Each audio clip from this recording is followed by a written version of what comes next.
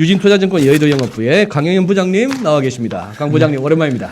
네, 롱타임 모십니다. 사장님. 롱타임 모시 우리 보령 사나이. 네, 보령. 얼핏 들으면 전라도 같은데 알고 보니 충청도요. 그렇죠. 보령입니다. 저기 뭐야 좀 굉장히 뭐 장도 왔다 갔다 하고 피곤하실 것 같은데 오히려 얼굴은 좋아 보이신다 지난번보다. 그래요? 이제 하얗게 떠서 그런가? 주말 오늘 되게 피곤해요. 예. 피곤하고 그러시죠? 기운도 없고 근데 소장님 뵈니까 좀 얼굴이 힘이 나네요. 아유 지금 우리 채팅방에서도 네. 나는 강영현 찐팬입니다 하시는 분들이 굉장히 기다리고 계세요. 고맙습니다. 네. 아니 오늘 네. 키워드 보내주신 게 예. 티나하고 포모야. 네. 티나 포모는 잘 아는데 티나는 내가 저 그 시기 아는 게 어릴 때 많이 듣던 티나 터너밖에 없는데 아, 티나. 아실란가 몰라 티나 네, 터너. 티나. 티나가 뭐죠? There is no alternative. 그러니까 대안이 대안이 없다. 없다. 대안이 없다 아이가 이거. 주식 말고는 대안이 없다. 네. 미국 말고는 대안이 없다 아이가 이거죠. 하하. 히어로 미싱 아웃은 나만 빼고 다 가는 거 아이가. 나 혼자 거지 되고 다들 예. 부자 되는 거 아니야? 예. 그러니까 시장을 설명하는 두 가지 키워드가 다 심리적인 거라는 거죠. 예. 그게 핵심이고 지금 이제 미국 시장에 대해서 이제 제가 얘기를 많이 하면 욕 엄청 먹어요. 왜요? 아니 왜 자꾸 잘 가는데 좀 그러냐. 근데 제가 얘기하는 거의 핵심은 지수가 닫힌다. 지수가 닫힌다. 닫힌다. 네. 급락할 이유, 시스템이 붕괴될 이유, 뭐 약세론자, 뭐 공매도 이게 아니고 지수 갈 만큼 갔으니까 지수 플레이 하지 말자. 우리 1월달 한국의 1월달이 그랬거든요. 제가 아실 거예요. 한국경제 네. 가서도 1월달 삼성전자 막 날라갈 때 96,000 가고 할 때 지수 닫힌다. 그때 욕 엄청 먹었어요. 닫힌다. be hurt가 아니고 예. 닫힌다. 예, closed. closed. 예, 오케이. seal, 천장 천장 예, 때린다. 천장, 예, 그렇게 하는 그것은 건데 막힌다. 이제 그렇게 되면 중소형주라든가 좀 따라와야 되는 종목들은 플레이하기 되게 좋거든요. 자, 가슴에 손을 얹고 삼성전자하고 지수 관련된 거나 ETF를 사신 사람 하시면 말고 올해 장이 그렇게 안 좋았다 느끼신 분이 있을까? 아하. 한국 시장 투자하면서 그거는 주도주라든가 종목군을 잘못 선택해서 그러신 거지. 네. 제대로 보셨다라고 하면은 종목 장세는 더 좋았거든요. 그러니까 네. 오히려 나스닥이 천장을 닫는다는 것 자체는 달러 입장에서 봤을 때는 야 이거 적당히 하고 딴 데 가서 또 돈 좀 벌어볼까? 원자재로 가든 아니면 신흥국으로 가든 밖으로 나올 수 있는 환경이 조성된다라고 하는 의미에서 한국 시장을 보는 입장에서 이제 그걸 해석하는 거예요. 네, 그렇게 그래요. 하는 거니까 뭐 오해는 없으셔야 되는데 그렇게 됐죠. 네. 좋습니다. 아니 저는 오늘 보내주신 자료를 미리 좀 봤어요. 네. 오다가 혼자 키득키득 웃으면서 막 약간 좀 실성한 것처럼 보였는데 우리 부장님 준비하신 자료 네. 한번 쭉쭉 한번 볼까요? 예. 지금 이제 시장의 키워드 몇 가지를 좀 요약을 해봤습니다. T나 포모 도대체 이게 뭐냐? 네. 이거의 핵심적으로 흐르는 건 시장의 본질적인 뭐 기업 이익 이런 거 아니다. 사람들이 심리적으로 움직이고 있다. 그러니까 문과생이 주식을 해야 되는 이유가 여기서 나오는 거예요. 그냥 그 전까지는 그냥 수학 잘하는 애들이 그냥 계산해서 계산하고 이거 잘 돌리면 되는 거거든. 근데 네. 지금부터는 이제 문과생이 이제 심리를 읽어내고 어떤 역사적인 관점을 도입해서 이거를 공부한 사람들이 대응이나 대비가 잘 될 거다 이런 생각이 들고 그래서 네. 이제 그걸 설명을 드릴 거고 인플레이션은 왔는데 미국 시장은 왜 끄떡없냐? 아하. 네, 왜 끄떡없냐? 그리고 조정이 와야 되는 이유가 있다고 하는데 이제 고평가와 물가 상승이라고 하는데 그런 내용들에 대해서 좀 말씀을 좀 드려보고 네. 도대체 한국은 왜 미국하고 같이 안 놀고 다이버전스가 계속 발생하는가? 언제쯤 해소될 것인가? 네. 이런 부분. 그 다음에 서플라이 체인 디스럽션이라고 얘기는 많이 나오는데 이거 어떻게 해결될 거냐라는 거. 그 다음에 조만간 한국은행이 금리 인상할 거고. 네. 그 다음에 실적 시즌 도입되는데 주도주는 어떻게 볼 거냐. 오케이. 요 정도로 제가 요약을 좀 해봤고요. 결론부터 벌써 말씀을 드려야 결론부터. 이제, 예, 필요하신 분들은 좀 가서 일 보시고 그럴 것 같아서 예, 시장은 리스크 대비가 필요하다. 대응이 아니라 대비다. 대응이 아니라 대비다. 대비다. 네. 대응이 아니라 대비. 이게 제가 계속 많이 하는 거예요. 저도 대응이라고 배웠거든요. 대응이라고. 네. 지수 움직이면 대응해. 근데 이득이 별로 안 나는 거예요. 그러니까 맨날 이렇게 올라가는 주식 따라가게 되고 시장을 항상 항상 한 발 빠르지 못하게 뒷북만 치는 흐름이 자꾸 여기서 나오는 거예요. 그래서 대응하다가. 그렇죠. 대비를 해보고 나서 돈도 많이 안 깨지고 자산도 늘어나고 하는 부분들이 있어서 그걸 말씀 좀 드리고 인플레 방어나 업종이나 종목들을 선택해야 되고 현금 혹은 일정 수준의 인버스를 가지고 시장을 닫아놓는 그런 거에 대한 플레이를 해보는 게 좋을 것 같다라는 생각을. 저게 지난번에 제가 강 부장님 처음 모셔서 내가 네. 제대로 배웠던 게 예. 인버스 포지션이 있다는 게 하방 배팅이 절대 아니다. 그렇죠. 예. 해치다. 예, 그렇죠. 근데 해지 안 될 것 같은데 나중에 한번 보세요. 이거 지금 11월 11일인데 이게 빼빼로 데이 기억하기 좋게 연합인포맥스 유튜브 안 망하고 내년 11월 11일까지 지속되면 그때 한번 저 한번 꼭 불러주세요. 그때 인버스가 어떻게 되는지 한번 내기 한번 하시자고요. 내기 한번 하시자고. 딱밤 말고. 딱밤 이런 거 말고. 오케이. 딱밤 아까 맞는 거 보니까 좀 짠하죠. 좀 약간 디그너티가 좀 약간 내려가는 것 같아서 그런 별로인데. 예, 그래서 뭐 아유 좀 이렇게 됐는데 이렇게 허시기가 그래서 좀 그렇고요. 그 다음에 CPI 오르고 금리 올라가는 구조가 있는데 저는 CPI가 더 올라가야 된다고 보는 입장이에요. CPI가 더 올라가야 된다. PPI 다 올라가서 원가 다 올라갔는데 CPI로 전가 못 시키면 이거는 소비자가 수요가 땡겨주면서 CPI가 따로 올라가고 금리를 올려주면서 쿨다운을 시켜야 되는 거지. CPI가 되도록 꺾어진다. 만약에 그런 상황이 온다고 그러면 이건 경기가 불이 지펴지는 걸 어떻게 과하게 된 걸 시키는 정도가 아니라 그냥 불이 꺼지는 수준이기 때문에 CPI 올라가야 된다. 거꾸로 해석하고 있다. 네. 그러니까 왜 항상 한 발 빠르지 못한가라고 할 때 경제 지표를 해석하는데 조금 역으로 하는 경향이 있다. 그거에 대해서 좀 설명을 드리고 그렇게 되면 이제 OPM이 깨지는 상황들이 나오기 때문에 CPI가 OPM이 OP 마진 영업이익 영업이익률이 깨진다. 비용 전가가 안 되니까 그렇게 되니까 매출이 충분히 늘어주고 그러면서 비용 전가가 되고 이렇게 네. 해야 되는데 그게 안 되면 어렵다라는 거고요. 제가 여기서 맨날 말씀드리는 게 기업의 영업이익 증가율이 감소한다라고 했더니 너 이거 보급형 정부가 이거 제대로 알지도 못하고 너 엄마 이익은 계속 증가하는데 임마 무슨 이익률이 감소한다고 자꾸 이익 증가율이 감소한다. 이익 증가율. 그렇죠. 가속도가 감소한다. 이익이 안 난다는 게 아니고. 그렇죠. 이익은 계속 늘어나죠. 제로가 될 때까지 늘어나죠. 그리고 네. 그게 이익 증가율 자체가 마이너스로 들어서면 이익이 감소하는 거지만 지금 그 상황 아니다. 그렇죠. 이익 증가율이 계속 늘어간다고 주가는 미리 땡겨놨기 때문에 그 부분이 문제라고 말씀을 드리는 건데 네. 오해 없으셨으면 좋겠다. 그리고 이제 인플레이션의 약한 섹터부터 지금 와장창 다 무너졌습니다. 대표적인 게 우리나라 반도체 부분 보시죠. 반도체 좋다고 얼마 했는데 중소형 반도체주들은 반토막도 더 났어요. 이게 원가를 전가할 수 없는 업체들은 굉장히 어렵다라는 거거든요. 미국에는 그런 거가 없느냐 가서 보시면 대형 빅테크 빼놓고는 나머지는 다 네, 어려워지고 있다라고 하는 겁니다. 그렇게는 미국 지수에도 착시 현상이 있죠. 네. 그리고 요건 개인적인 부탁인데 제가 주로 지금 설명을 드리는 거는 경제도 공부했고 그다음에 지금 주로 공부하는 게 다치지 말자라는 거거든요. 제 가슴에 내가 이정재 흉내내면서 맨날 얘기하거든요. 고객들한테 여기 구멍, 여기는 두 발이다 이거. 여기는 이제 닷컴 법을 때 한 발. 여기는 이제 금융위기 때는 여기 구멍은 두 개다. 증권맨이 됐으니까 내 것만 깨먹은 건 한 발인데 고객 돈까지 깨먹었다 여기서. 그러니까 장 좋을 때 태풍 불면 칠면조도 날아다니거든요. 그러니까 근데 지금 뭐 되게 지금 뭐 장 좋으니까 뭐 메타버스 하고 뭐 하고 그건 다 하는 거고 누구나 다 하는 거고. 그런데 정말 여기서 어떤 문제들이나 인플레에 대해서 대비 못하고 방향성을 잘못 잡는 투자자들은 혼날 수 있다 크게. 그래서 그런 부분들을 좀 조심하자라고 말씀을 드리는 거고 저는 날씨에 대해서 시황에 대해서 얘기하는 거예요. 어부들이 배를 띄울 때 기상청에 전화해서 뭐 지금 어떨 것 같아요 날씨? 지금 30나트 뭐 바람 불고 뭐 그다음에 오버캐스트 된다 뭐 얘기하면 너 복잡하게 설명하지 말고 풀어서 얘기해달라. 그래서 설명하면 장황하다. 시황에 대해서 얘기하는 거예요. 종목 야 너 시황이 아무리 안 좋아도 지금 뭐 나스닥이나 종목들 가는 게 얼마나 많은데 너 자꾸 부정적으로 얘기하냐. 종목은 종목이고 시황은 시황이고 종목 물어본 게 아니잖아요 나한테. 근데 왜 자꾸 시황 얘기하는데 종목 가는 거 있는데 너 임마 왜 시황을 그런 식으로 얘기해? 이건 답이 없어요. 이거 어떻게 얘기를 해야 될지 모르겠어요. 종목 물어보시면 종목 얘기할 텐데 네, 그거는 아니다. 오케이. 그래요. 제가 내린 결론 중에 하나는 제롬 파월 인선 전까지는 경제 정책이라든가 데이터와 지표가 삐딱선을 타더라도 그 전까지는 안 부러질 거다. 그런데 제롬 파월이 되든 되지 않든 그 뒤로 제롬 파월은 안면을 바꿀 가능성이 상당히 높다.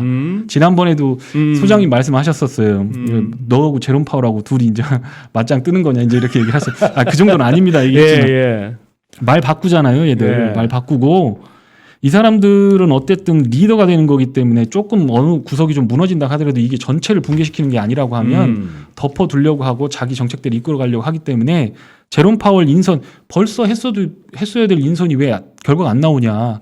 트럼프도 10월 달에는 인사교체를 했는데 지금 11월이 됐는데 조 바이든은 왜 안 하고 있느냐라고 하는 게 궁금증이라는 거예요. 내석이 남았는데 그걸 어떻게 채우느냐가 관건인 것 같고 그중에서 내석 중에서 한 석을 제롬 파월을 줄까 말까 고민하는 것 같다. 그런데 아티클을 읽어보니까 제롬 파월 원래 성격이 그렇다는 거예요. 좀 늦게 한다 처리를 그냥 충청도 사람처럼. 누가 제롬 파월이 바이든이 조 바이든이. 예, 그냥 뭐 하면 민기적 하다가 그냥 그런 스타일이라고 하더라고요. 아니면 제대로 뭐 오다가 안 떨어졌던지. 네, 그 하여튼 그래서 하여튼 뭐 오다 대통령인데 오다를.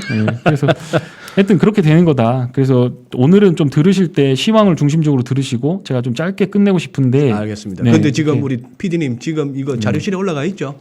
화면에 조금 이렇게 글자가 잘 안 보이실 수도 있겠습니다만 저희 자료실에서 참고하시면 좋겠습니다. 네. 요거는 제가 요약을 새길로 새지 않기 위해서 제가 한 겁니다. 좋습니다. 포모티나 왼쪽에 보시는 요 그림이 글로벌 PSR이고요. 오른쪽에 있는 게 나스닥 100 PSR입니다. PSR. 네. Price Sales Sales Ratio. 오케이. 매출입니다. 네. 그러니까 다 PER, 오케이. PER로 투자하면 안 되고 PBR로 투자하면 안 되고 다 좋아. 다 좋은데 지금 가장 중요한 거는 PPI가 어떤 물가가 올라갔잖아요. 근원 물가가 올라가잖아요. 더 중요한 건 임금이 계속 올라가는 거거든요. 그럼 비용 측면에서 올라가고 있기 때문에 매출이 많이 늘어주지 않는다라고 하면 그러면 이익을 지키기가 어려운 상황이다라는 거예요. 이익을 지키기가. 예. 그런데 왜 이 티나가 왜 나왔느냐? 글로벌리 보니까 전체적으로 전 세계 증시가 PSR이 전고점을 갱신했다라는 거, 닷컴 버블 이때를 갱신했다라는 거예요. 지금 그 왼쪽에. 커스가 있는 거기가 닷컴 버블이죠. 예, 여기가 닷컴 버블입니다. 글로벌 써 있는 지금 거가. 닷컴 버블을 넘어섰네. 예, 넘어섰습니다. 전 세계가. 네, 전 세계가. 예, 그런데 나스닥은 벌써 넘어섰거든요. 그러면서 더 올라갔죠. 네. 5배가 넘었. 나스닥 100입니다. 이건. 네. S&P도 넘어섰습니다. 예, 다 넘어섰습니다. 예. 사상 최고예요. 그러니까 결론적으로 보면 티나라고 했던 거는 글로벌도 다 비싼데 그냥 미국이 안전한 나스닥에 가자라고 하면서 오케이. 끌어올렸다라는 겁니다. 그래서 미국 시장을 보니까 미국하고 그럼 기타 선진국 보자. 한국 이런 거랑 비교하지 말고 OECD 미국하고 다른 선진국. 예, OECD 오케이, 선진국에서 오케이. 미국만 보자. 여기 삼시그마라고 빨간색으로 이렇게 해놨습니다. 그건 네. 뭐냐면 여기 이 빨간색이 평균인데 1960, 70년대 니프티 피프티가 막 날아갈 때도 그거 대비 평균 대비 1.5배 정도. 다른 기타 선진국 대비 그렇죠. 미국이 1.5배 더 갔다. 표준편도 평균 대비했을 때 평균 대비해서. 대비했을 때 1.8 정도, 1.7 정도의 표준 편차를 보였다라는 거예요. 아, 표준 편차. 네, 네. 평균 대비해서 올라가는 거가. 그런데 지금은 2.56 이렇게 넘어가고 있다라는 거예요. 이게 계산을 해보니까 3시그마입니다. 3시그마. 정규분포 우리 옛날 네. 교과서에서 3시그마는 그 X축이 잘 안 보이는데. 그렇죠. 우리 보통 1시그마, 2시그마 정도까지였죠. 그렇죠. 예. 95%가 2시그마고 맞아요. 3시그마는 99%입니다. 아하. 여기서 어떤 컨빅션을 갖는 게 더 유리하겠는가라고 하는 거에 대해서 제가 말씀을 드리는 거거든요. 뭉개진다는 게 아니라 주식시장은 항상 사람들한테 컨빅션을 요구한다. 그 확신이 없는 사람은 녹아나기 때문에 어쨌든 나는 여기서 위든 아래든 확신을 가져야 되는데 나는 이런 자리에서는 글쎄 이 갭이 축소되는 게 맞지 않을까. 뭐 나머지 선진국들이 올라가든가 아니면 미국이 좀 내리든가 둘 중에 하나는 하는 게 맞겠다. 아하. 그래서 다이버전스가 어느 정도 마무리가 될 가능성도 있겠다라는 그 건데 괴리의 폭을 좀 좁혀야 되는 거 좁혀야 아니냐? 되는 거 아니다라는 거죠. 그렇게 되는 거고 유동성 문제 없다. 긴축은 아니니까. 지금 긴축은 아니잖아요. 내년 6월까지는 시장이 돈 더 들어와요. 예, 계속 들어오니까. 그냥 들어오는 규모가 조금 줄다 뿐이지. 맞습니다. 예.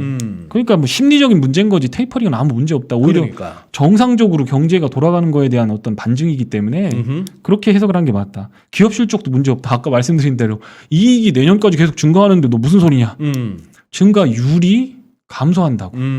그런데 그거가 증가율이 계속 증가하는 방향으로 지수를 먼저 땡겨놨기 때문에 그걸 맞추지 못할 경우에 다이버전스가 생기기 때문에 그럼 어디로 갈 거냐. 증가 이익이 물론 2022년 가면 2021년보다 이익이 더 늘겠지만 그렇죠. 문제는 증가율이 줄어든다. 그렇죠. 요거는 뭐 우리 같은 문과생들끼리 이런 식으로 얘기하는 거고 네. 이과생들은 이제 여기서 이제 미분 들어가지. 그래 미분. 미분 들어가고 또 막 우리 또 네. 수일까지만 했는 우리는 죽었다 깨도 모르는 2차 미분, 아. 3차 미분 막 들어가는 거지. 네네. 예. 1차 미분만 해도 돼요. 다행스럽게도. 다행스럽게도 되고. 네. 그게 비싸다고 빠져? 너 자꾸 비싸다고 빠진다고 하는 너 하소하냐? 아니라고. 그냥 아닙니다. 아니고 비싸다고 빠진다는 게 아니라 비쌀 때에 어떤 충격파가 오게 되면 그러면 그건 뒷감당이 안 되는 수준이에요. 왜냐하면 이번에 빠지는 거가 혹시 20-30% 빠지게 되면 그 고점을 갱신하기 어려울 가능성이 있기 때문에 이전까지는 어떻게 대응을 하셨든지 간에 지금 그 대응은 조금 생각을 해볼 필요가 있지 않나라는 생각을 한다는 겁니다. 예. 네. 자, 긴축은 요 거울 차에 보시면 항상 그게 있죠. 이렇게 차 뒤를 보면. 예. 거울에 비치는 사물이 보이는 예. 것보다 가까이 있다. 항상 가까이 있다. 긴축은 예상보다 가까이 있다라고 하는 거고 시장에 무슨 짓을 하더라도 내년에는 일드 커브 인버전이 나온다. 안 나오면 이거는 일드컵 인버전이라면 장당히 금리 역전이 나온다. 플래트닝 이상은 나온다. 플래트닝 이상은 나온다. 그게 왜 그렇게 되는지 말씀을 드리겠고 그러니까 이제 여기서 나오는 게 그런 얘기거든요. 단기금리 두세 번 올라봐야 1%대인데 그게 뭐라고 주시장 끌어내려. 글쎄. 그렇죠. 그런 거죠. 근데 이게 채권 시장에서 스텝이 꼬여버리게 되고 그렇게 되고 인플레가 나오는 상황에서 그 컨트롤이 안 되고 만약에 페드가 자기가 시장 실패를 막기 위해서 엄청난 돈을 때려 박아놨는데 만약에 그게 관리 실패로 들어간 그런 경우 되게 많아요. 그 멕시코도 그렇게 한번 절단 났고 IMF도 사실은 그런 종의 일종이거든요. 자기들만 생각하고 정책을 폈다가 작살 나는 거가 그런 경우인데 그렇게 돼서 관리 실패로 들어가게 되면 피해는 고스란히 우리가 봐야 된다라는 거죠. 그러니까 국내든 해외든 가릴 것 없이 이런 상황에서는 조심하자라고 하는 겁니다. 요새 지금 국채 시장 이따 3부에서 안건부 편집장하고 더 깊이 다루겠습니다만 요새 국채 매니저들 요새 왜 오르고 왜 빠지는지 몰라. 진짜 정신없이 완전히 그 양반들도 그런데 제가 뭐라고 타조가 날아다니는 판이에요. 요새. 타조가. 칠면조가 아니라. 칠면조. 그러니까 단기 국채가 어떻게 될 거냐. 결국엔 지금까지 일어나는 건 상관없고 앞으로 어떻게 될 거냐가 항상 주식시장이 중요하거든요. 그렇죠. 그러니까 항상 예측이라고 하는 건 측정을 하는 거지만 예상은 이미지를 그려서 시나리오를 가지고 대응을 해야 되는 건데 지금 22년에 3회 이상 그럼 0.75 최소 25bp씩 올리니까 75bp 아닙니까? 그렇죠. 75bp를 올릴 확률이 지금 82~3% 넘어갔다는 거 22년에. 어쨌든 그러면 테이퍼링 끝나고 나서 3번 올린다고 생각해 보십시오. 그러면 6개월 만에 3번 다 땡긴다는 얘기거든. 그렇죠. 그렇잖아요. 6월 달에 테이퍼링. 그러면 거의 뭐 FMC 때마다 다 올린다는 얘기인데. 그렇죠. 그런데 반대로 뒤집어 보면 만약에 인플레가 잠잠해지지 않으면 테이퍼링 더 땡겨버리고 그 전부터 그냥 금리 인상 시작해버릴 수도 있다는 거죠. 그 약간 유도리를 남겨놨잖아요 이번에 성명서에. 맞습니다. 예, 그거 읽으셨네. 그러니까 제롬 파월이 말을 재수님 될 때까지 살짝 그러고 있다가 12월이나 내년 뭐 가가지고 1월달에 가가지고 야 이거 좀 이상한데 하고 테이퍼링 속도를 높여버리면서 금리 인상 속도를 높여버릴 가능성도 있다는 갑자기 거죠. 또 연임 확정되고 나서 진짜 정색하면 진짜 쌓여지는데. 그렇죠. 네, 쌓여지죠. 호랑이 등에 업고 이렇게 하는 거니까 상당히 어려운 상황이죠. 올라봐야 별건 아니지만 제 생각엔 그 장기 국채 금리가 더 올라줘야 된다 여기서. 장기가. 네, 이전까지는 국채가 안 오르는 거, 10년물 국채가 안 오르고 페드가 금리 인상을 안 하는 게 더 좋고 CPI가 안 오르는 게 좋았지만 지금은 상황이 완전히 달라졌다. PPI를 다 땡겨놓고 지금 물가가 올라가 뭐 어떤 도매 물가가 이미 올라가 있는 상황이기 때문에 CPI도 올라줘야 되고 금리도 어느 정도까지는 빨리 땡겨서 인플레에 대한 컨빅션을 줄 필요가 있다라는 생각이 듭니다. 그리고 장기 국채는 성장을 나타내는 거기 때문에 여기서 더 올라가줘야 좋다라고 저는 보고 있습니다. 예. 그런데 장기 국채가 안 올라갈 수도 있겠다라는 게 좀 이따 데이터로 보여드릴 건데 자 지금은 그러니까 요약해 보면 장기 국채가 끌고 올라가면 유동성이 어느 정도 축소되는 상황이 될 거고 그게 아니고 장기 국채는 가만히 있고 물가만 튀게 되면 단기 국채가 올라가면서 일드 커브 인버전이 나오면서 조만간 시장은 큰 폭으로 하락하겠구나라고 하는 시그널을 줄 수 있다라고 하는 거가 핵심입니다. 그러니까 진퇴양난이라는 거죠. 네. 자, 이렇게 보시면 10년물하고 2년물하고 갭이 0.9%입니다. 그렇게 장기가 네. 단기보다 높아야 되는데 금리가 그런데 그렇죠. 그 차이가 많이 좁혀졌다는 얘기네요. 많이 좁혀졌죠. 네. 130bp여서 90bp대로 내려왔다는 겁니다. 그러네요. 근데 네. 금리 3번 올리는 게 지금 거의 80% 90% 확률이죠. 그렇죠. 그런데 만약에 안 올린다 그러면 뭐냐면 경기가 부러지거나 팬데믹이 또 터지거나 완전히 망가지지 않는 이상 올릴 거 아닙니까? 그렇죠. 우리가 바라는 건 경기가 망가지는 걸 원하는 건 아니잖아요. 주식시장이 바라는 건. 그럼 올린다. 그럼 3번 올린다는 확률이 80%면 확률상으로 접근했을 때 요게 70pp 내려가거나 장기 국채가 쭉 끌고 당겨서 올라가주는 흐름이 나와야 된다라는 거예요. 이게 지금 말씀은 결국 그렇게 해서 경기가 확 부러지거나 그런 상황이 아니면은 결국 금리를 올리는데 그렇죠. 금리를 올리면은 단기물이 오를 거고 그게 75bp 이상 올리는 75bp나 올라버리면은 예. 지금 추세라면은 이 0.9%까지 내려온 이 격차가 더 줄어서 그렇죠. 갈 수도 있는데 예. 안 그러려면은 장기물이 확 올라가야 확 된다. 올라가야죠. 예. 장기물이 올라가면 주식시장은 별로 좋아하진 않잖아요. 트럼프 했을 때 보시면 2018년 말입니까? 그때 30% 정도 빠졌어요. 장이 확 빠졌어요. 그러고 나서 일드 커브 인버전 나오니까 JP모건 할아버지가 나와서 이번 거는 괜찮을 거야 하고 휠체어 타고 나와가지고 하고 나서 채권 시장이 정상화됐습니다. 그거 찾아보시면 있어요. 그러니까 일드 커브 인버전이라고 하는 건 그렇게 중요한 겁니다. 이게 국채 시장에서 꼬여버리면 이 채권 시장이 훨씬 큰 거니까 네. 자금 시장이 꼬여버리면 이거 어렵다라고 하는 거죠. 그러니까 정리해 주신 대로 일드 갭이 축소를 막으려면 장기 국채 올라가야 된다. 단기 국채는 80% 확률로 내년 이후에 75bp 이상 올라갈 가능성이 있기 때문에 장기 국채가 그냥 머물러 있는다라고 하면 일드 커브 인버전 나와서 안 된다. 그렇게 되는 거가 핵심입니다. 그러면 소비 심리를 보고 ISM하고 한번 보시자라고 하면 여기 지금 이게 보는 게 뭐냐면 이 파란색을 따라서 회색이 움직입니다. 이렇게. 지금 초록색은 뭐예요? 초록색은 어떻게 계산하는 거냐면 예를 들면 이런 겁니다. 지금 내가 소비를 하고 있는데 미국에서 소비를 100 하고 있다. 근데 물어봐. 너 앞으로 얼마 할래?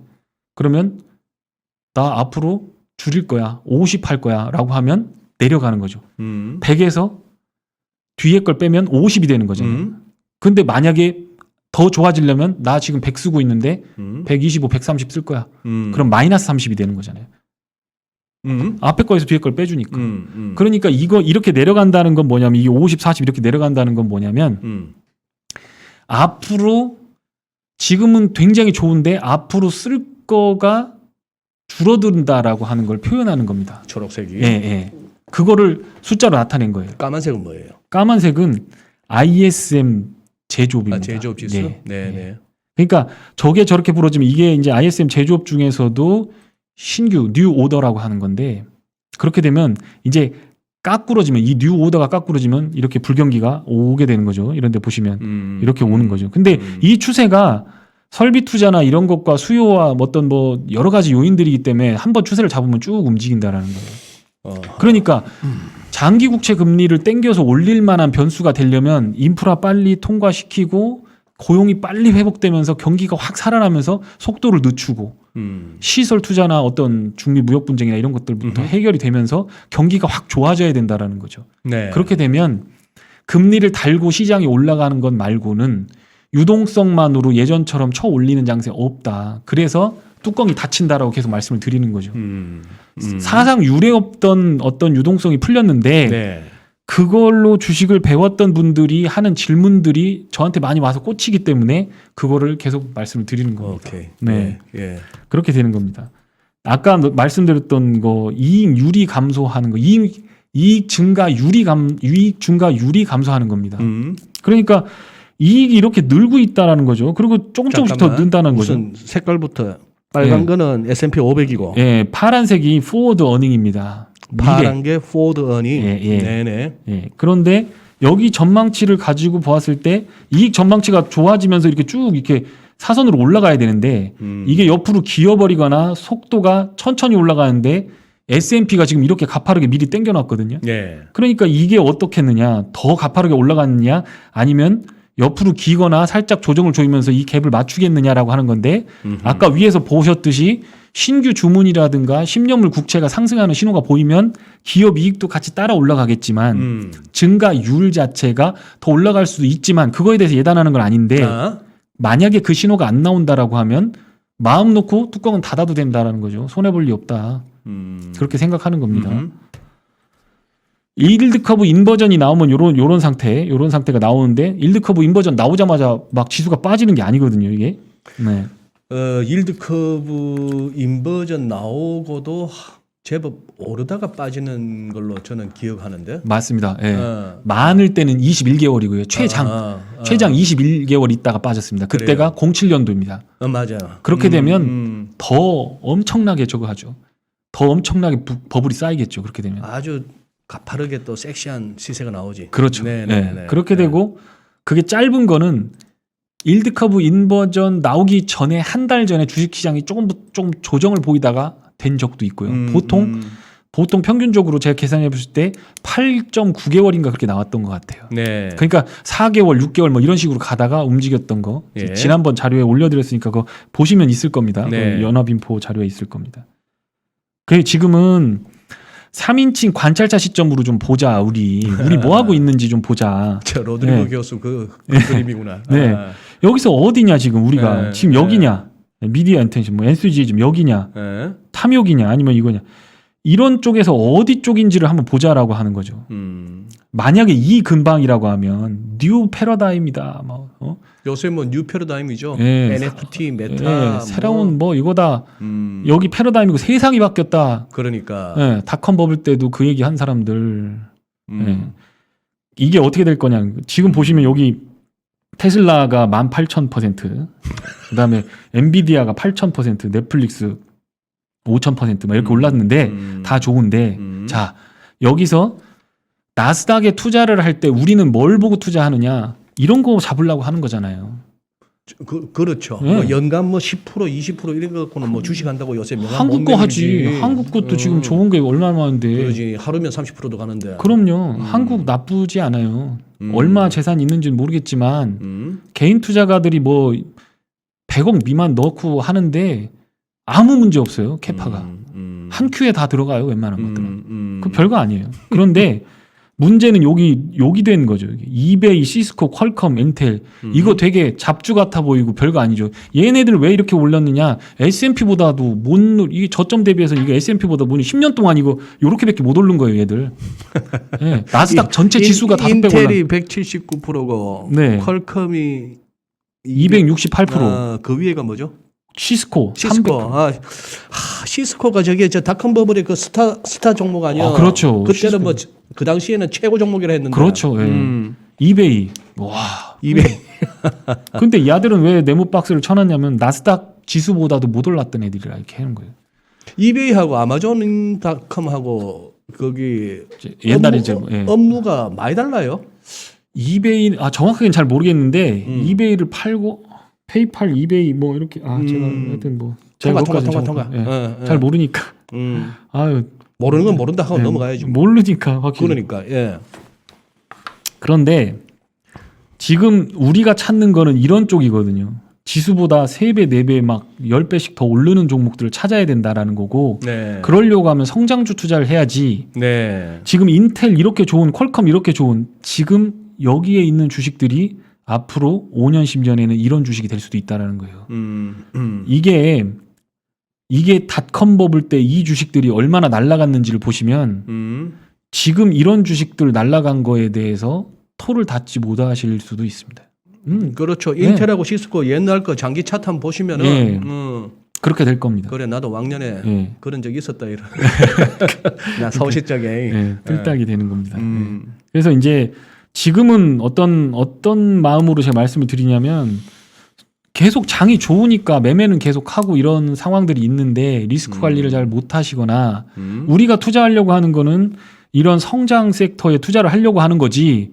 지금 미국 가서 구글, 아마존 세금 22% 내고 그거 그냥 받고 있고 30%그 정도는 한국에서도 충분히 가능하다. 네.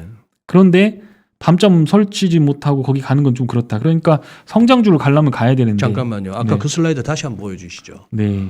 3인칭 관찰자 시점으로 보자 하시고 우리가 어디 있는지. 장폴 로드리고 교수의 그 유명한 버블 붕괴 4단계 이론 그래프고 네. 절박하게 사면 항상 비싸게 사게 되어 있다. 무슨 그렇죠. 말인지 알겠고. 포모라는 그리고 말씀드린 밑에는 지금이 절박한 시점인 이유는 뭔가? 예. 뇌피셜 보급형 전문가 주접? 네. 전 뭔 말씀이요? 이게 주접 떤다는 거죠. 누가? 제가요. 그러니까 지금 뭐 뇌피셜 보급형 전문가가 지금 강 부장님 자신이에요? 그렇죠. 아니 뇌피셜은 뭔지는 알겠는데 보급형 전문가 보급형이 뭐예요? 보급하는 뭐 스페셜티가 없다는 거죠. 그러니까 뭐 너 뭐냐 도대체 정체가. 너 어디 뭐 10위권 증권사 뭐 영업 뭐 부장이라 하는데 너 뭐 이게 경제 이거 머리에 있는 거 이 마우스로 클릭하는 거 이거 맞추는 거가요. 이게 정말 굉장히 거리가 멉니다. 이거 팔 한 기럭지밖에 안 돼. 1m밖에 안 되는 건데 네. 팔도 짧잖아요. 그런데 서울에서 부산 정도가 아니라 지구에서 달 정도 거리 될 겁니다. 저기 달 저 금방 그 돌멩이 던져서 맞출 것 같거든. 보름달 뜨면. 근데 경제라고 하는 거 왜 맨날 나는 뒷북치나 왜 맨날 이거 고점에서 물리고 이거 그렇게 열심히 상승장에서 잘 먹었던 거 고점에서 깡통차나 반성하고 하는 거 잘못 배워서 그런 거죠. 합리적 기대, 소비자 지표, 소비자 기대 심리, 그 다음에 ISM 제조업 지표 이거 도대체 왜 이 사람들 이거 왜 발표하냐 이거 그렇다는 거죠. 근데 그게 경제학 교과서에 그대로 나와 있다라는 것과 그거를 한 발 빠르게 해석했을 때 돈이 안 깨지고 벌어지더라는 거예요. 그런데 여기서 지금 이 절박한 이유를 봤을 때는 나는 왠지 지금 상당 부분에 우리 트래픽으로 트렌드로 보았을 때 상당 부분 이베이, 시스코, 퀄컴, 인텔을 투자하는 것처럼 지금 나스닥에 들어가 있는 분들도 상당히 많을 것 같다. 그래서 지수가 닫힐 때 종목과 섹터를 잘 선택하는 게 필요하지 않을까라는 건데 네. 그거 요게 요 잠깐만요. 네. 강 부장님 잠깐만. 지금 PD님요. 연합인폼에서 너무 재밌어서 대기실에서 키득대고 있어요. 누가 올리신 거야? 안 편집장님이? 안근모 편집장께서? 아 우리 작가님이. 네. 네. 그래요. 가시죠. 네. 다행입니다. 네. 졸리실까봐 걱정돼요. 네. 그러니까 뭐 제가 그냥 이 보급형 전문가를 제가 하는 이유는 뭐냐면 딱 하나밖에 없어요. 딱 좋다. 보급형 전문가에 막 보급형 막 써도 진행자 된다. 좋다. 나를 막 써라. 막 이동해도 된다. 막 가끔 가다 던져도 된다. 괜찮은데 네. 제가 이 말을 쓰는 이유는 딱 한 가지예요. 나를 너무 믿지 마라. 그러니까. 네. 내가 뭔데 전문가 말 너무 제가 다른 소리 해도 열받지 마셔라. 저는 틀렸구나. 그럼 그렇게 넘어가 주시면 되고 제가 뭐라고 혹은 뭐 여기 나오는 뭐가 뭐라고 여기서 무슨 그냥 제 의견이에요. 제가 시장 보는 거 저는 그대로 투자하거든요. 그러니까 예. 그거에 대해서 그냥 그렇게 보시면 된다라는 거예요. 아, 너 그냥 알았다. 내가 한 귀로 듣고 한 귀로 새끼 괜찮습니다. 그건 괜찮은데 너무 믿진 마셔라. 그러니까. 오히려 그게 제가 바라는 점이다. 어떻게 사람을 믿어? 그러니까요. 예. 어디 가서 뭐 제가 얼굴 면상을 봤을 때는 약간 믿을만해. 몽따주가 보면 이렇게 사기치게 생기진 않았잖아요. 몽따주는 괜찮아요. 그거까지만 해주시면 됩니다. 오케이. 그리고 뭐 실력이나 이런 거 오케이 그건 됐고 오케이. 그 다음에 PSR 이건데 파티와 강세장은 끝나기 전에 가장 뜨겁다. 그렇지. 원래 또 우리 옛날에 예. 소시적에 놀아봤잖아. 마지막에 집에 가기 전에 그 빠빠빠빠빠 하기 전에 보면 그 사이키 조명하고 그 음악이 제일 길을 찢잖아요. 네, 그렇죠. 맞아요. 원래 워런 버핏은 이거보다 좀 파티를 딴 걸로 바꿨어요. 뭐로? 그거 있어요. 하여튼 되게 찾아보면 나올 거예요. 19금이에요? 19금이야. 그래서 이거 가장 뜨겁다. 뭐가 뜨거울까? 뜨거운 거 뭘 생각해 보세요. 그럼 머릿속에 19금인데 뜨거운 거 생각하시면 뭐 저 아무 말도 안 했고 그렇다는 겁니다. 이제 이 앞에 거하고 좀 보시면 팡만이 기득권이 되는 주식이 된다 이거. 퀄컴, 시스코, 인텔처럼 될 가능성 상당히 높다라는 거죠. 그러니까 투자하지 말자가 아니라 업종 섹터 성장성 잘 가려서 업종과 섹터 종목을 장기 투자하고 멀리 갖고 가시고 뭐 예를 들어서 내가 뭐 10억을 갖다 미국 시장에 박는다는 게 아니고 예, 1,000만 원, 2,000만 원씩 내가 적립식으로 계속 뭔가를 넣는다. 그거에 대해서는 뭐 어쨌든 코스 에버리지이기 때문에 계속 넣는 거 좋은 시장이라 저는 좋다고 생각해요. 글로벌을 이끌어가는 시장이기 때문에 괜찮다고 생각해요. 근데 뉴스에서 나오는 것밖에 없고 기껏해야 여기 카페 기웃거려가면서 팡만, 테슬라 이것만 만지작거리면서 주식하는 경우라고 한다면 전문가도 그만둬야 되고 개인 투자가도 그만두지 않으면 그 주식들이 주식 투자를 끝내버릴 수도 있다. 뭐 지금까지는 뭐 네. 역대급 그 역사에 남을 만한 수익률을 지금 기록하고 있겠죠. 그렇다고 다 먹은 것도 아니야 보면 국내 주식하고 비교해봤을 때 뭐 그렇게 아썸하지도 않아요. 아섬하지도 네. 않다. 잘만 피해 다니고 그냥 잘 찾아 들어가면 보령식 발음이요? 네, 아섬. 아썸 충청 아메리칸 이런데 네. 그렇게 되는 겁니다. 그러니까 이제 대놓고 얘기하겠습니다. 이제 방송을 출연하지 말라면 내가 안 할 거고 그리고 뭐 사실 이제 방송하는 것도 시골에 이제 노인네들이 월요일마다 이렇게 TV 틀어놓고 우리 아들 나온다 이제 보는 것도 있고 방송을 하면서 좋은 게 뭐냐면 게을러지지 않아요. 이제 준비해야 되니까. 그렇죠. 그러니까 스스로 채찍질이 돼서 그렇지 종목 좋은 거 묻어놓고 올라가는 거 보고 있으면 되는데 이걸 매일매일 시황을 체크한다는 것 자체가 저한테는 큰 의미는 없단 말입니다. 예, 종목도 저도 많이 투자를 하니까 종목을 많이 투자하니까. 그러니까 이런 부분에 대해서 대놓고 얘기를 할게요. 제가 그냥 좋아요. 편하게 말씀드릴게요. 좋습니다. 유튜브니까 예. 우리 뭐 그만 좀 우리 주간 전망대 애청자분들은 그 정도는 또 이해해 주실 거라 믿고 예. 그냥 제 아까도 말씀드렸지만 보급형 전문가 막 쓰시면 됩니다. 예. 그렇게 하면 되고. 자, PSR 20배 이상 규모가 4.5조 달러입니다. 시총이 예. PSR 20배면 어떻게 되는 거냐면 야들은 금리 2% 10년물 금리 2% 되거나 어떤 부분에서 기술적인 거나 이런 것들이 트렌드에 약간 밀려버리면 그냥 부도날 애들이거든요. 닷컴 버블 때 한번 보시면 3.6조 달러였습니다. 이게 저쪽 동해바다 가면 추암 촛대바위라고 있어요. 동해물과 백두산 나올 때. 예. 제가 거기 가봤어요, 저도. 예, 20년 전부터 제가 혼자 많이 가던 곳인데 조용하지. 똑같아요 거기 보면. 지금 똑같이 생겼어요. 딱 그림이 그거네. 네. 추암 해변의 촛대바위네. 예, 여기서 더 올라갈지 더 내려갈지 내일 어떻게 될지 일주일 어떻게 될지 그걸 말씀드린 게 아니라 여기서 죽으면 답 없어요. 지금은 리만 브라더스는 금융 시스템 붕괴였기 때문에 뒤통수를 맞은 거죠. 부동산 버블이었습니다. 주식시장 버블 아니었습니다.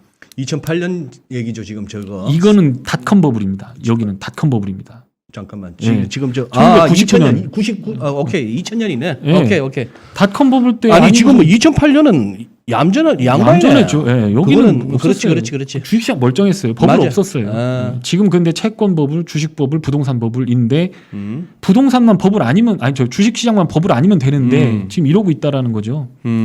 그러면 여기서 위로 더 보는 게 합리적이고 똑똑한 거냐? 그게 3인칭 관찰차 시점으로 더 나으냐? 아니면 밑에 쪽으로 까이면 어떻게 될지를 대비하고 내 자산을 지키기 위해서 그래플링을 하는 게 맞냐? 전문가로서 보급형 전문가로서 그럼 여기서 내가 됩니다. 계좌 트십시오. 미국 주식 찍으러 갑시다. 루시드 모터 뭐 좋은 거 모르는 거 아니고 테슬라 뭐 모르는 거 아닌데 나 자야 되잖아요. 잠은 자야 될 거 아니에요. 잠은 자야지. 예. 못 보고 있는데 떨어져 버리면 답이 없을 것 같은 거예요. 제 생각에. 네. 테슬라는 물론 안 떨어질 것 같은데. 네. 그래서 우리가 투자하는 거 미국에 투자하는 거는 눈을 감고 있는 시기에 투자해야 된다. 그러면 그 이점을 감안하기 위해서 세금도 22% 감내하면서 가려면 앞으로 예전에 이 테슬라나 이런 것들 엔비디아 쌀 때 사는 것처럼 앞으로 빵 터질 수 있는 기술적이고 글로벌 리딩 컴퍼니가 될 수 있는 것들에 대해서 시장이 박살나든 말든 내 돈을 차분히 태워나갈 수 있는 것들을 사자라는 거죠. 사야 되는 건데 근데 그걸 얘기해주는 유튜브는 아무도 없잖아. 없죠. 모르니까 진짜 모르거든. 기술이 어떻게 될지 어떻게 알아요. 그러니까 계속 바뀌니까. 그런데 그 후보군들이 포진해 있는 데가 여기라는 거예요. 지금 이렇게 됐다라는 거예요. 비싸다는 거지. 그러니까 빵만이 망가져갖고 막 글로벌 경제가 막 작살나는 게 아니고 이 4.5조 달러 우리나라 GDP의 3배인데 여기가 어떻게 해결이 될 것인지에 대해서 금리가 아까 말씀드린 대로 금리는 올라가야 좋다. 2% 이상 가야 된다.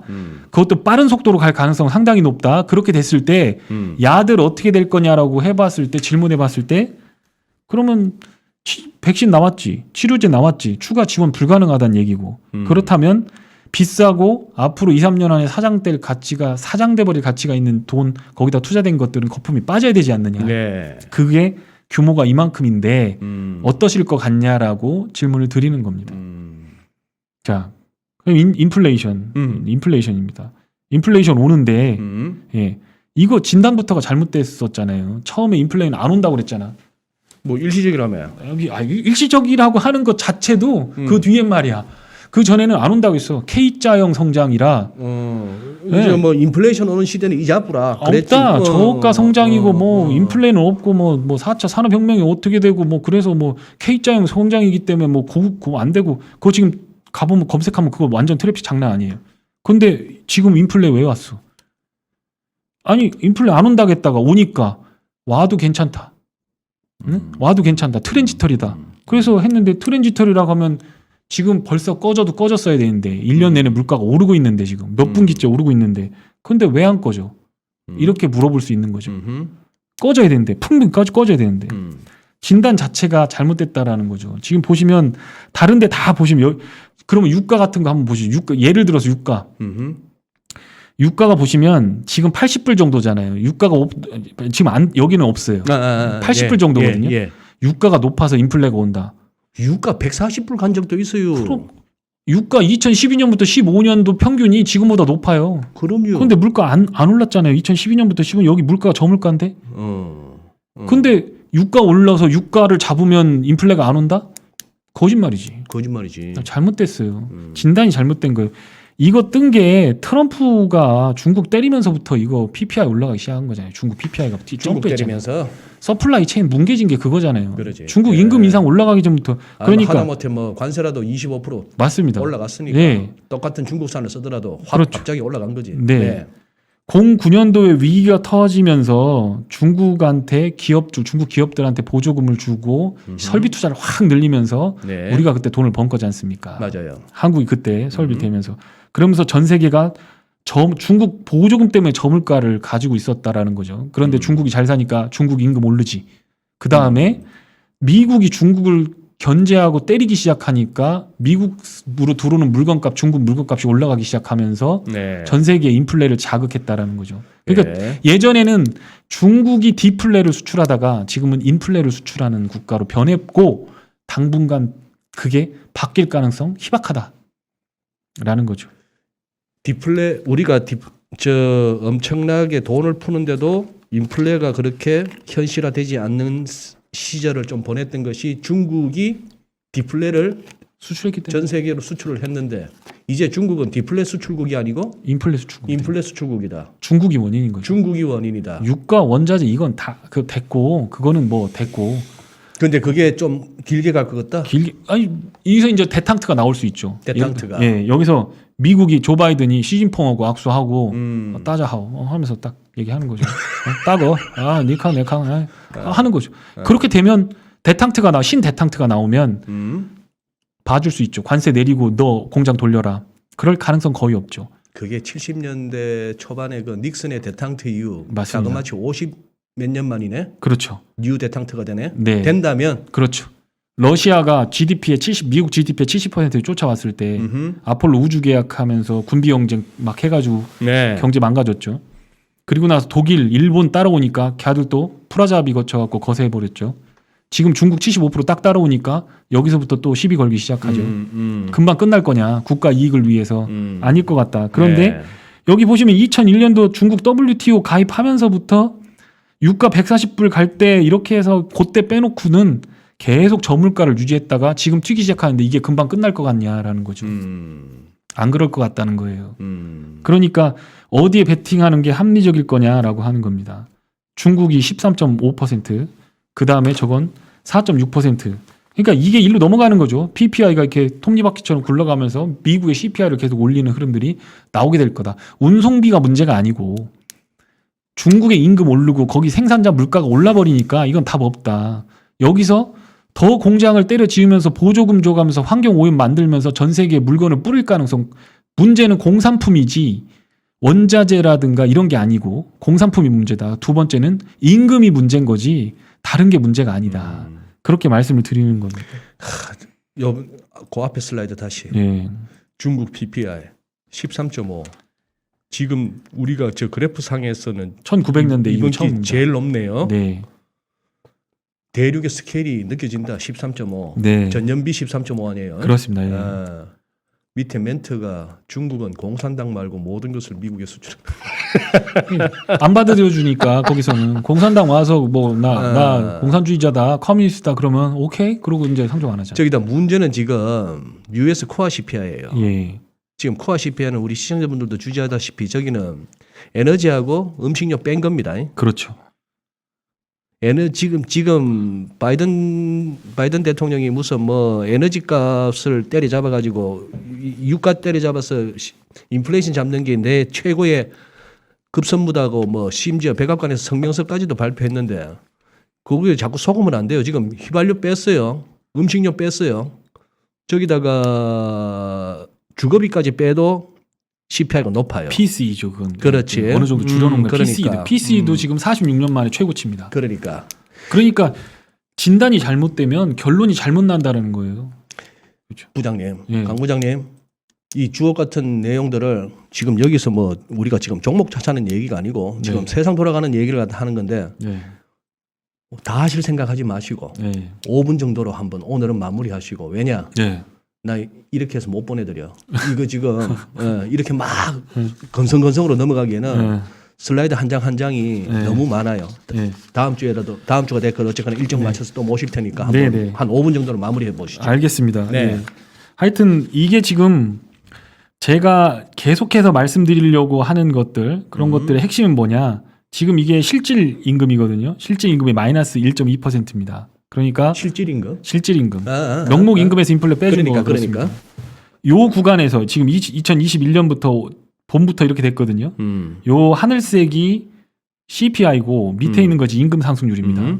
그러니까 앞으로 임금이 더 올라갈 거냐 여기서 멈출 거냐라고 봤을 때 여기는 노동쟁의의 역사죠. 민주노총이나 이런 노총들이 나서 전 세계 노총들이 들고 일어나는 자리가 여기거든요.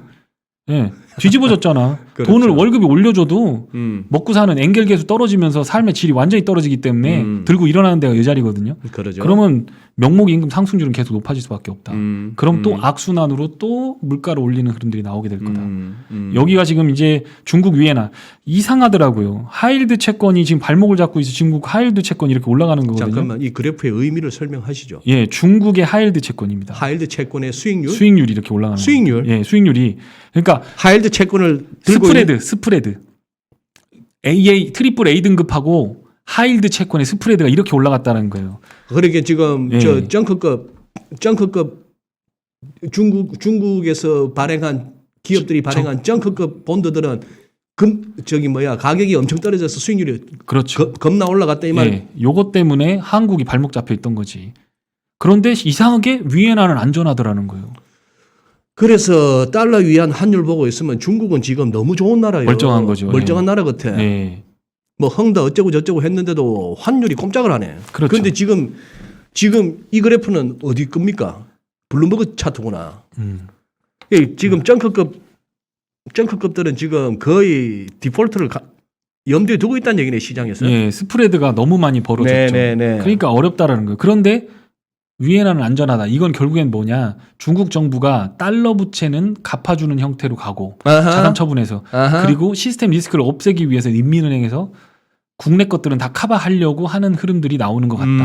그래서 위에나는 안전하고 해외 쪽에서는 이렇게 뜨고 있는 거 아닌가 이런 생각을 하고 있습니다. 그래서 여태까지는 한국이 요것 때문에 문제가 됐는데 최근에 뉴스 보시면 중국 정부가 개입을 했습니다. 니들 10년 안에 부도 내지 말고 자산 다 처분해서 달러 갚아버리고 빚 다 갚아. 그리고 정부가 필요한 돈 줄게. 이렇게 바뀌었습니다. 그러면서 한국 시장이 바닥짓고 올라오는 흐름이 됐기 때문에 오히려 한국은 주식 투자하는데 조금 재밌는 일들이 일어날 가능성도 있겠다. 연말 연시까지. 단기적으로. 네, 그렇게 생각을 합니다.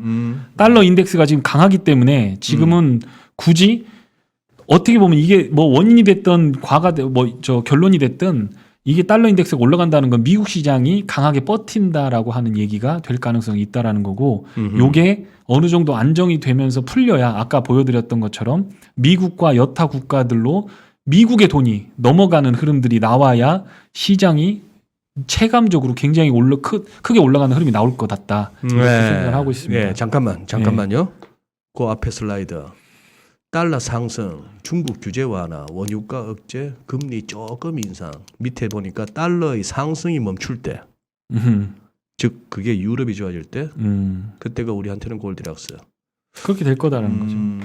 그런 점에서는 어쨌거나 서울 외환시장에서 달러원 환율이 계속 이 70원대 후반, 80원대에서 막 움직이는 거는 조금 증시에는 약간은 부담스러워요. 그렇죠. 예. 그거다 지금 이게 저 아시는 분들만 아시는 내용 같은데 이거 벌써 오늘까지 해가지고 두 번이나 새벽녘에 NDF 시세 뭐 이렇게 확인하시는 분들 깜짝깜짝 놀랄이 있었어요. 에러 이건 뭐. 뭔 짓거리인지 몰라. 예. 에런이 뭐 시스템 오류니 하는데 네. 약간 느낌은 싸합니다만 조금만 더 지켜보도록 하고. 아니 진짜 오늘 갖고 오신 거 다 하시려고? 아니요. 여기서 마지막 오케이. 여기. 네. 다 끝났어요. 이제 이건 다야. 제가 이제 드릴 건 없고 요게 마지막입니다. ADR 이게 100이 언더가 아니라 이게 70입니다. 75 언더입니다. 잘못 썼습니다. ADR이라고 하는 지표가 있을 거예요. 차트에 보면 어드밴스 디클라인 라인이라 레이시오라고 그랬고 ADR 쳐보시면 나옵니다. 자, 아마 인포맥스 차트에도 저 ADR 지표 있을 거예요. 예. 제가 알기로.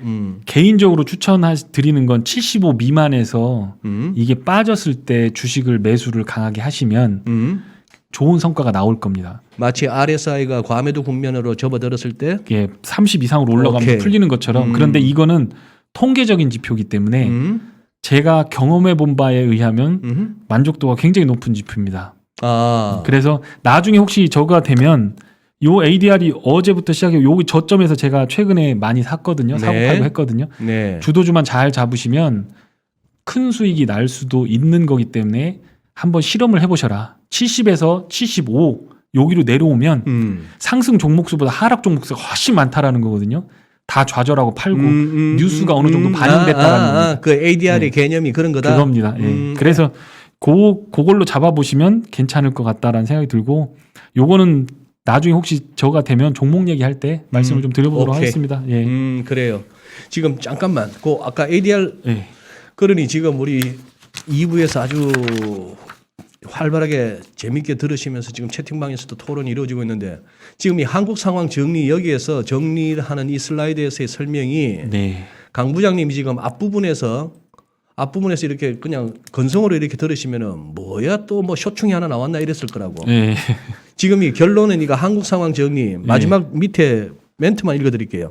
ADR 100 언더면은 아름다운 종목 장세 겁먹지 마라. 유동성은 내년 초에 한 번 더 뺀다. 그때까지는 트레이더에게 천국이. 지금 이렇게 뭐 기술적으로 봤을 때도 심리적으로 봤을 때도 한국 상황에 대해서 앞부분에 쇼충이처럼 들렸는지는 모르겠으나 지금 한국 증시에 대한 뷰가 지금 여기서 무너진다는 절대 아니라는 거 우리 시청자 여러분 좀 한번 염두에 두셨으면 좋겠습니다. 그래요, 부장님. 네. 나 이러다 말씨 또 바뀔 것 같아. 뭐가요? 약간 막 이제 저쪽 충청도인지 전라도인지 막 애매한 그쪽까지 막 섞여가지고 나 이제 완전 억양이 짬뽕이 될 것 같아요. 안 바꾸시는 게 더 좋을 것 같아요. 그 훨씬 멋있어요. 예. 예. 그래요, 감사합니다. 야, 이거 오늘 또 3부에 우리 안근무 편집장하고도 지금 이거 진한 내용이 남아 있는데 벌써 9시 43분. 아유, 오늘 금요일 네. 피곤하실 때 너무 고맙습니다. 네, 고생하셨습니다. 네, 알겠습니다. 고맙습니다.